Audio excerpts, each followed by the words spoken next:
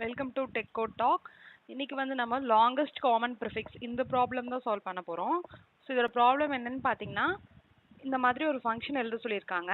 So இந்த function என்ன பண்ணும் அப்படின்னா, கொடுத்துருக்க ஸ்ட்ரிங் அரேல இருக்கிற வேர்ட்ஸில் எல்லாத்துக்கும் எது காமனான ப்ரிஃபிக்ஸாக இருக்கோ அது வந்து ரிட்டர்ன் பண்ணணும். இப்போ இங்கே பார்த்தீங்கன்னா கொடுத்துருக்க அரே ஆஃப் ஸ்ட்ரிங்ஸில் ஃப்ளவர் இருக்குது, ஃப்ளோ இருக்குது, ஃப்ளைட் இருக்குது.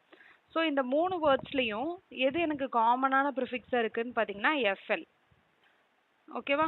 இங்கே ஆக்சுவலாக இந்த வேர்டுக்கும் காமன் ப்ரிஃபிக்ஸ் பார்த்தீங்கன்னா ஃப்ளோ இருக்குது. பட் ஆனால் தேர்டு வேர்டு ஃப்ளைட்டில் பார்த்தீங்கன்னா எனக்கு எஃப்எல்க்கு அப்புறம் ஐ வந்துடுது. ஸோ எனக்கு இந்த இடத்துல எஃப்எல் மட்டும்தான் இருக்குது. ஸோ இங்கேயும் எஃப்எல் இருக்குது, இங்கேயும் எஃப்எல் இருக்குது. ஸோ அதனால நம்மளுக்கு அவுட்புட்டில் என்ன ரிட்டர்ன் பண்ணோம்? எஃப்எல் ரிட்டர்ன் பண்ணோம். சப்போஸ் இந்த மாதிரி இருக்குது, டாக், ரேஸ் கார், காருன்னு இருக்குது. ஸோ இதில் மூணு வேர்ட்ஸ்லேயும் காமனான ப்ரிஃபிக்ஸ் ஏதாவது இருக்கா? எதுவுமே இல்லை,